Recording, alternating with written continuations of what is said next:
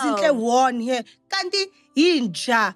Oh, shame. Wait, but where's the proof that he cheated? Because I've been seeing all these things circulating online, but I haven't seen any proof. But you don't need proof. DJ Zinhle is not denying anything. She's just saying it hurts. Yes, I'm letting go. Because Shooty, it's true. Yes, I exhausted. Like, I've actually been trying to ignore all the stuff that's been happening on social media, the disrespect that comes with it. But let me tell you, nothing hit me harder than someone calling my husband Inja. That one, I don't know if I'm going to recover from that one. And then to justify what they said, they then said I said I was hurt, or I didn't deny the allegation. I said I was hurt and letting go. What? What touched me the most about that statement was because I know the lady. I talked to her quite from her business, so she could have reached out to me if she was concerned.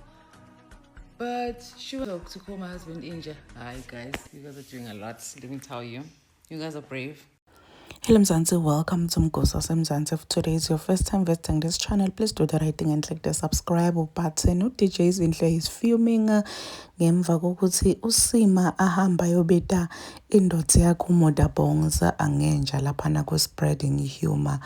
So bekakhuluma ngale ndzaba yokuthi uyatrend uModabongs for cheering on DJ Zinhle with ugela wasevarsity lobitwa ngaKimbala. I think kuthiwa lo girl ufundza lapha eUKZN if I'm not mistaken, I'm not sure. And bekakhuluma ngaye ke uSima ukuthi ayibona njena uModabongs uyinja. So babuta boyanda nangilook imbali babuta boyanda ukuthi but ayikho proof yokuthi uModabongs uchithile marumas nje kuphela. Where is the proof? What's ina ugele but now kuphela nayi DJ Zinhle, she's not denying anything. Uyasho njena ukuthi it hurt but ufuna ku move on. And yo tsamakayibona leya video DJ Zinhle, she was so fuming ukuthi kuqala, when did I say it hurts and I wanna move on. Uthi ngiyakubona konke abantu labakhulumile ngemuntu wami lapha kuma social media platforms regarding this thing, but for someone kokuthi abute umuntu wami ngenja ayiqhashemi uyithethe kulenye ilevel. So girl Shem, she was so angry. She is still so angry at Usima for calling her husband Inja, which is valid, which is really valid, because DJ Zinhle, she's not someone who likes following my rumors netinto lesecurity lapha etinkulento qhumana. So bekangakakhulumanga ngako, she was just so quiet. Hayi ukuthi akayivanga into lefana lale, but bekangafuni nje kuyi-entertainer.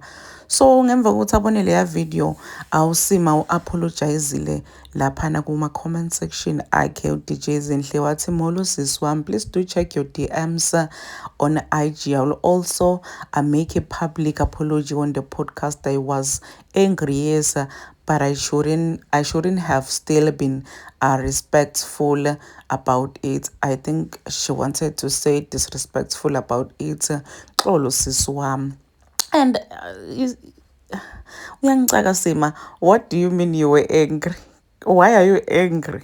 Like, why when I go back angry? But anyway, it's a good thing ukuthi Shemi she did apologize.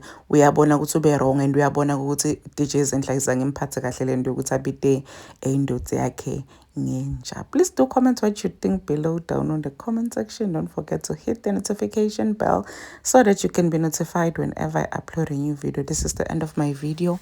I am signing out. Goodbye.